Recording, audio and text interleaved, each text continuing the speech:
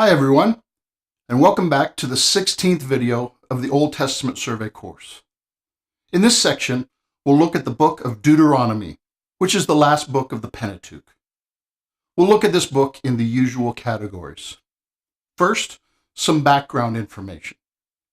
As I already mentioned, Deuteronomy is the last book of the Pentateuch, and so the question of authorship and time of writing is the same as the rest of the Torah. Even though Moses' authorship of Deuteronomy has been denied more than for the other books, the evidence still points to Moses as the primary author of Deuteronomy, and it was written near the end of the 40 years of wandering. The name Deuteronomy means second law. Deutero means second, nomos means law. Deuteronomy repeats and reiterates much that has already been stated in the Pentateuch. The Ten Commandments are repeated in Deuteronomy. But this means more than just a restatement of God's law, as we'll see in a second. The Hebrew name for this book is These Are the Words, which comes from the first words of this book in Hebrew. Now, Deuteronomy is the second law in the sense that it is a covenant renewal. As we'll see in a minute, the book of Deuteronomy is actually in the form of a covenant document. And this is a profound demonstration of God's character. Think about it. This is after the golden calf incident, but the covenant is restored. This is after the unbelief in the desert, but the covenant is restored.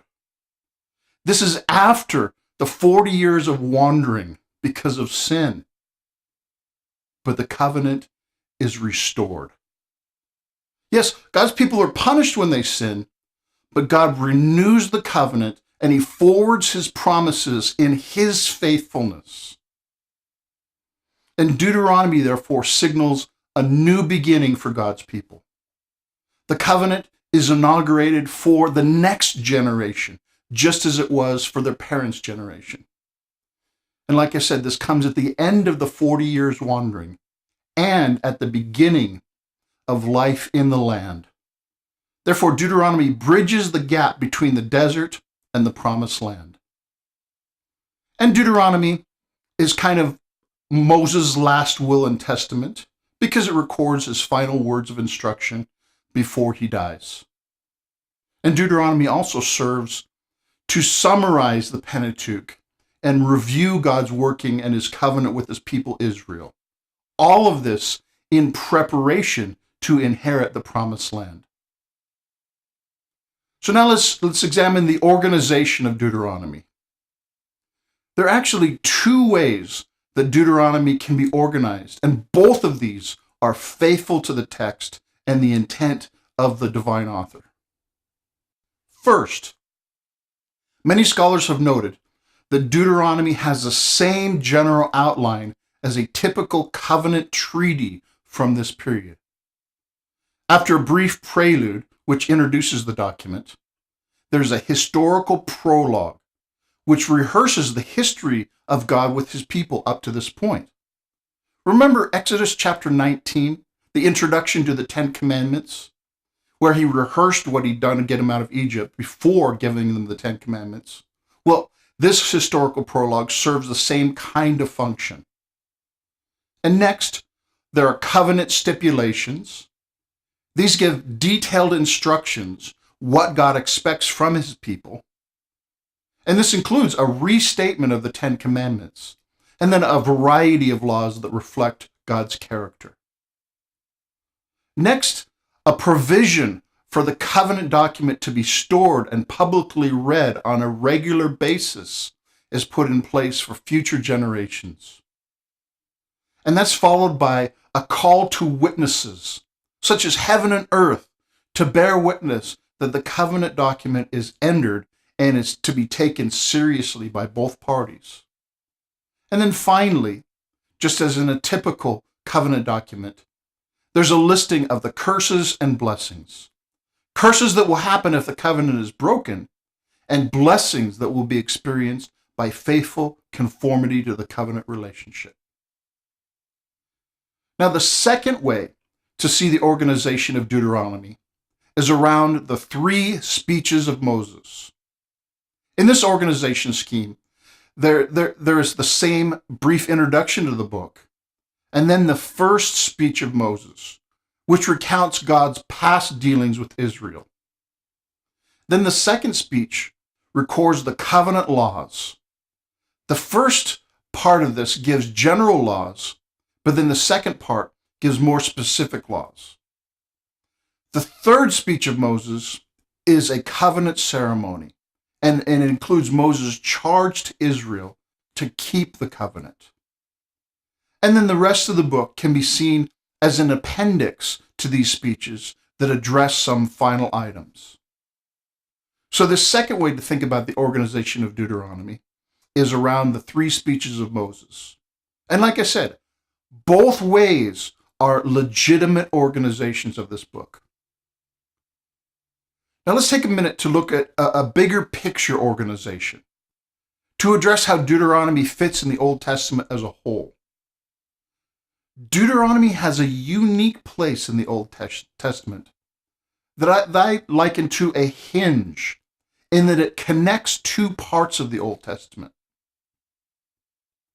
Looking back, it restates the covenant and the Exodus story. It rehearses all that God has done in the past, and looking forward, it talks about how they are to live in the land which they are about to enter in the future. It addresses a new generation and their descendants who live in renewed promises. And as we'll see in future sections, the historical books that follow, they look back to Deuteronomy to make sense of the history that they are living.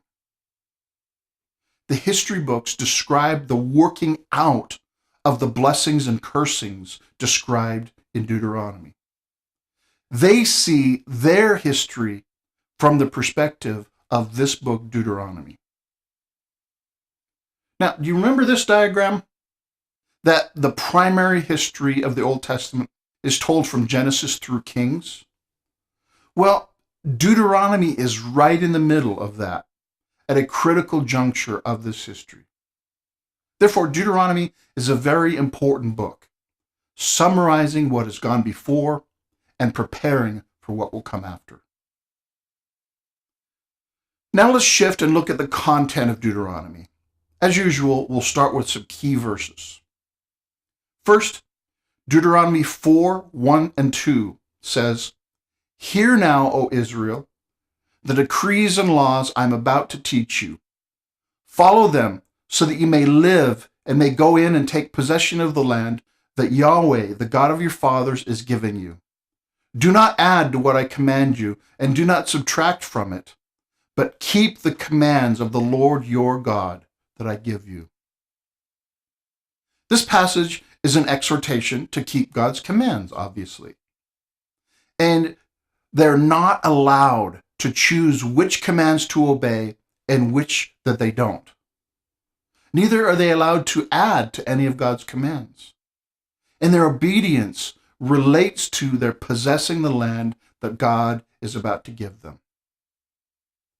Next is chapter 6, verses 4 through 7, which says, "Hear, O Israel, Yahweh our God, the Lord is one. Love the Lord your God with all your heart and with all your soul and with all your strength. These commands that I give you today are to be upon your hearts. Impress them on your children. Talk about them when you sit at home and when you walk along the road, when you lie down and when you get up." This passage is called the Great Shema. Shema is the Hebrew word for hear. This passage is like the national anthem of ancient Israel, the summary of their entire life. And Jesus quoted this passage as the first and greatest command. That is, God himself is to be his people's number one desire and concern. He is to fill their thoughts, their affections, and their conversations in all of their life. And of course, this is true for Christians as well. A Christian that only thinks about God on Sundays is not living the way they should.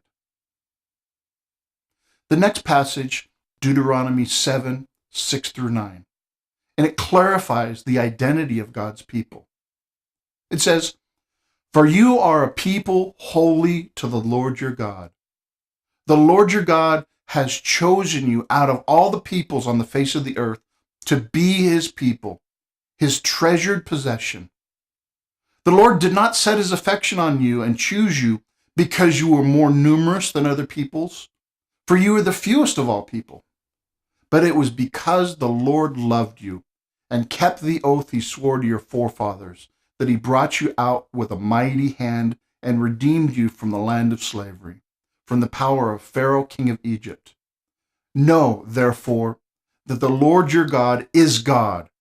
He is the faithful God, keeping his covenant of love to 1,000 generations of those who love him and keep his commands." God's people are put in a proper perspective. They have tremendous privilege.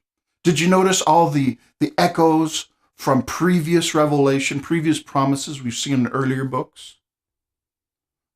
But at the same time, they cannot boast in this privilege because they are not the cause of it. God's grace and love are the only reason they are his people, not their own qualifications. Therefore, God's covenant love is the focus of God's people. And the next key passage is chapter 11, verses 22 through 28, which says, "If you carefully observe all these commands I am giving you to follow, to love the Lord your God, to walk in all his ways, and to hold fast to him, then the Lord will drive out all these nations before you, and you will dispossess nations larger and stronger than you. Every place where you set your foot will be yours. Your territory will extend from the desert to Lebanon, and from the Euphrates River to the western sea. No man will be able to stand against you. Yahweh your God, as he promised you, will put the terror and fear of you on the whole land, wherever you go. See, I am setting before you today a blessing and a curse. The blessing if you obey the commands of the Lord your God that I am giving you today. The curse if you disobey the commands of the Lord your God and turn from the way that I command you today by following other gods which you have not known." Notice in this passage the promise of the land that he'd promised to Abraham. The promises to Abraham are echoed in this passage. And these verses also summarize the two-sided promise of the covenant. If God's people are faithful to the covenant, they will experience blessings. However, if they are unfaithful, they will experience curses. Both possibilities are clearly communicated beforehand so that they can see the consequences of their actions and respond accordingly. And obviously, they should choose faithfulness and blessing. And the last key verse, chapter 30, verses 11 through 16, has a similar message. It says, "Now what I am commanding you today is not too difficult for you or beyond your reach. It is not up in heaven so that you have to ask, who will ascend into heaven to get it and proclaim it to us so that we may obey it? Nor is it beyond the sea so that you have to ask, who will cross the sea to get it and proclaim it to us so that we may obey it? No, the word is very near you. It is in your mouth and in your heart so you may obey it. See, I set before you today life and prosperity, death and destruction. For I command you today to love the Lord your God, to walk in his ways, and to keep his commands, decrees, and laws. Then you will live and increase, and the Lord your God will bless you in the land you are entering to possess." See, this passage stresses that God's will is knowable because he's already given it to them. And it challenges his people to know it and obey it. And like the previous passage, the two possibilities and their consequences are clearly communicated. And God strongly commands them to follow his way and find life. These are some of the main ideas of Deuteronomy as seen in the key verses. And now let's look more closely at the content of each section. First, the introduction verses. This passage sets the historical context. It reviews the history of the Exodus and Numbers. It took them 40 years to take an 11-day trip. And God defeated powerful kings along the way. And then it says that Moses began to expand the law, saying, and then it starts his first speech. Now, the first section of Moses' first speech is a more in-depth historical review of the recent past. And Moses emphasized in all this that God was always faithful. And he points out, whenever Israel was obedient, they succeeded. Whenever Israel was disobedient, they failed and they suffered. Moses points out the history is crystal clear on this matter, and therefore they should learn that lesson well. And therefore, they should prepare to be obedient. Duh, not rocket science. Then Moses' second speech lays out the covenant stipulations in detail. And as I mentioned before, this larger section has two parts. In the first part, chapters 5 through 11, God gives general principles, some of which I'm going to summarize. The first thing we see in this section is the second statement of the Ten Commandments. Law's so nice, he says them twice. They're important enough to be emphasized for the next generation as well. Then we see the great Shema, which we've already read. It emphasizes God is the kind of God that he is. Therefore, he deserves all our love, attention, respect, and obedience. And great stress is made on the need to pass on God's story and his commands to the next generation. See, God is not just for them, but he's also God of their descendants. And reaching the next generation is always a very high priority for God's people.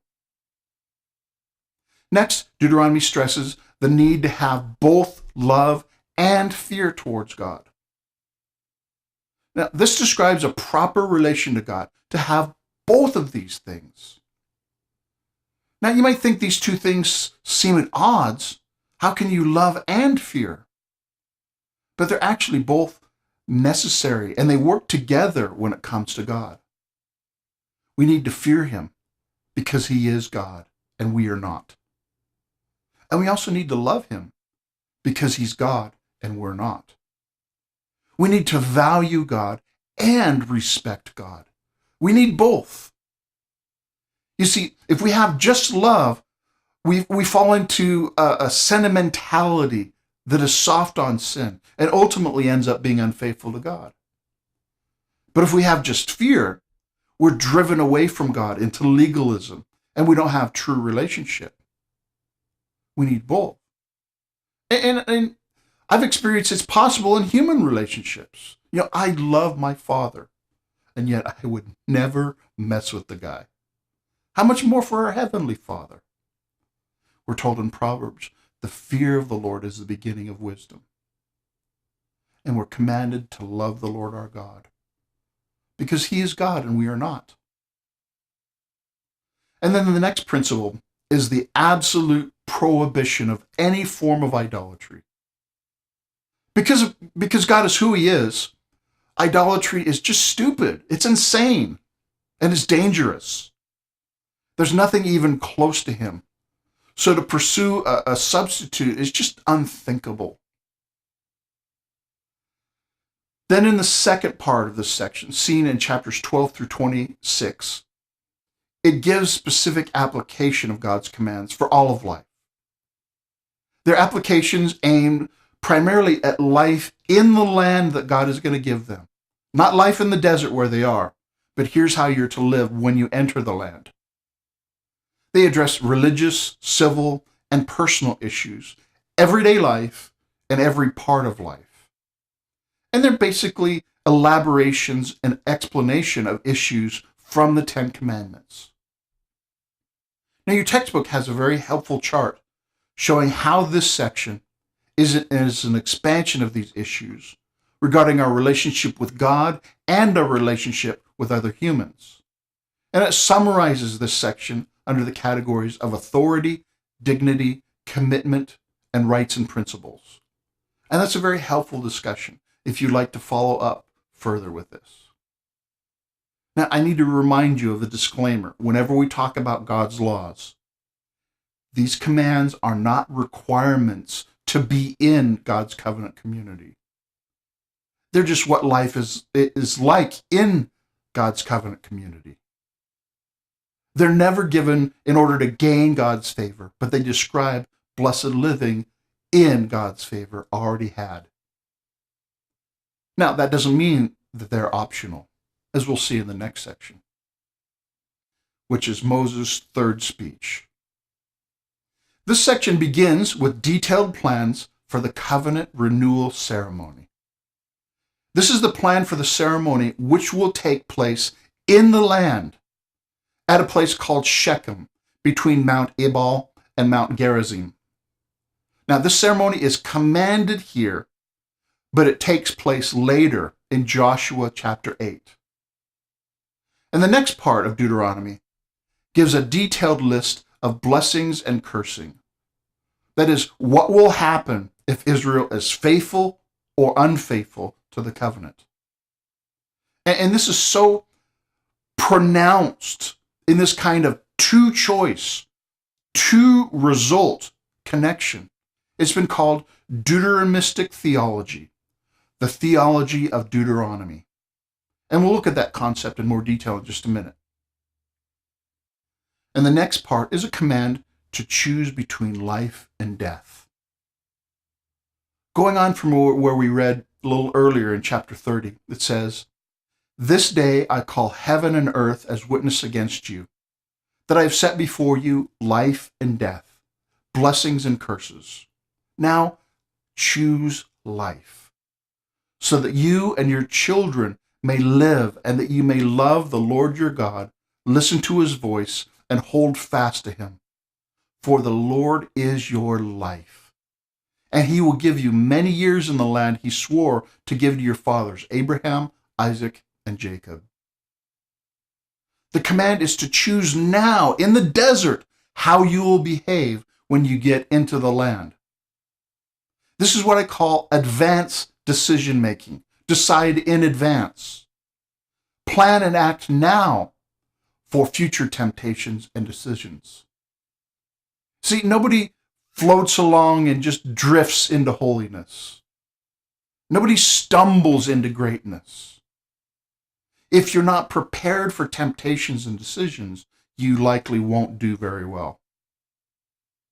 Someone once said that championships are won at practice long before they're won in the game. So we need strategy and a plan to serve God. I suggest we think very carefully about these two choices and their consequences. And then purpose deep in our hearts that we will serve God no matter what. And develop a strategy to carry this out. And then the last section of Deuteronomy is an appendix detailing final preparation to enter and live in the land. First, there's a transfer of leadership to Joshua. Joshua is already second in command after Moses. He's Moses' right-hand man. But this succession is clearly confirmed by God for all the people to know. Next, provision is made for regular reading of the law and reminder of the covenant. You see, we humans, we forget. We stray so easily, so quickly. We all need regular reminders of the truth and reality of God. By the way, that's why good churches train their people to read the Bible daily, so that God's word is more of an influence on our mind than the TV is. Then the next section in Deuteronomy is the Song of Moses. This is a song that God teaches Moses, and he commands Moses to teach the people of Israel to sing.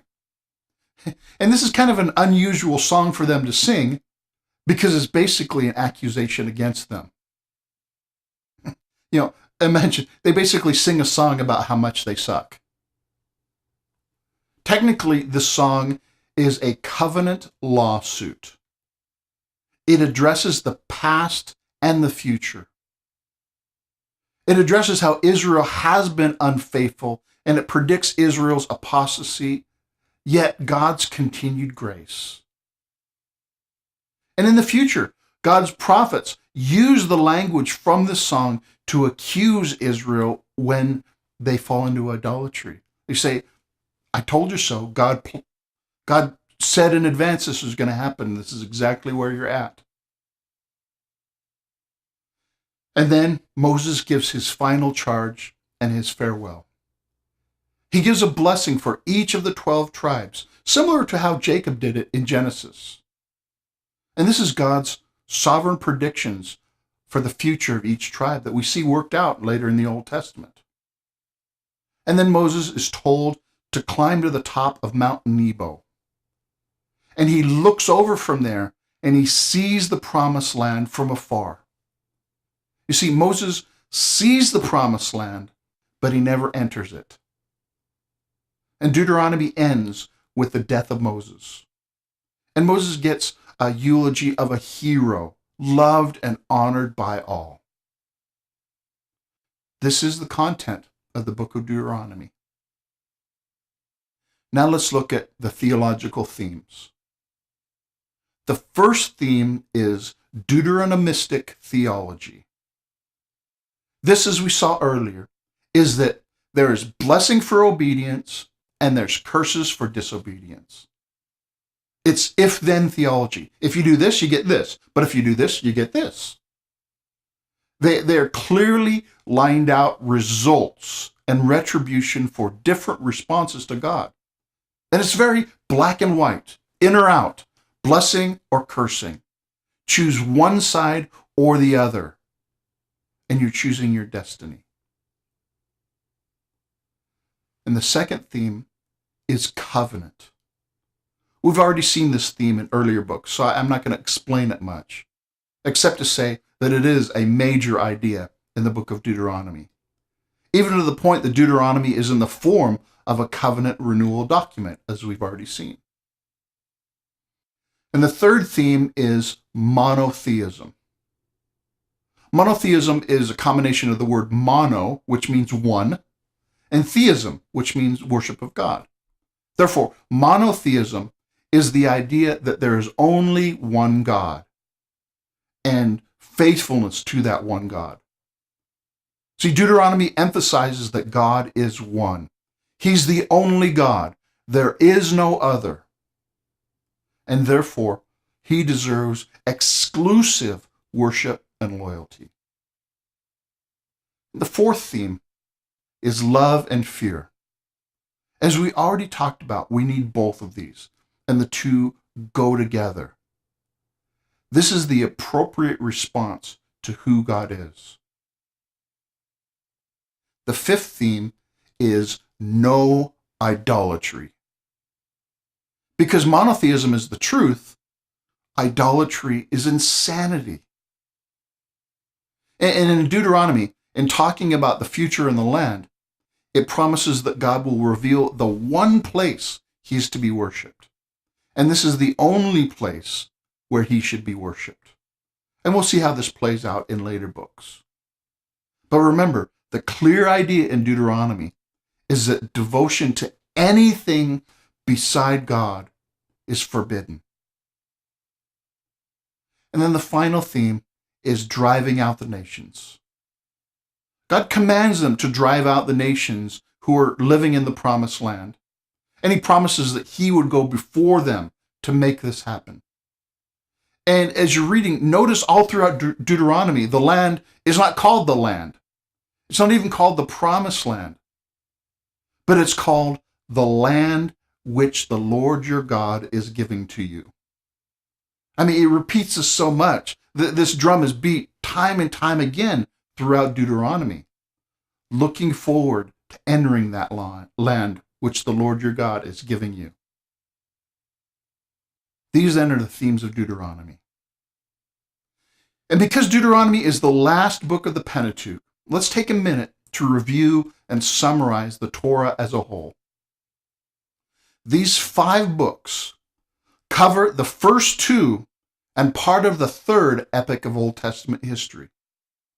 And the rest of the Old Testament builds on this foundation, that God created everything good, humanity rebelled against God and spiraled downward.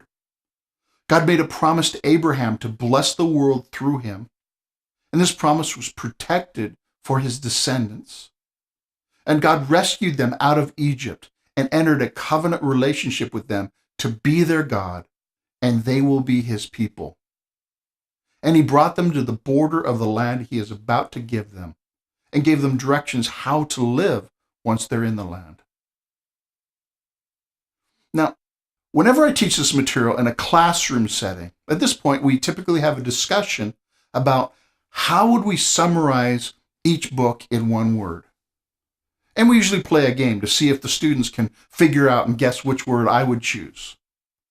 Now, I suggest this is helpful. I suggest you think about this before I tell you. How would you summarize each of these 5 books using only one word apiece? But you better think about this quick or pause the video because I'm about to tell you. Here are the 5 books of Moses and their 5 summary words. First is Genesis. Now, there are a few possibilities for Genesis, such as promise, but I think the obvious choice to summarize Genesis in one word is the word beginnings. Next is Exodus. This one's a little tougher.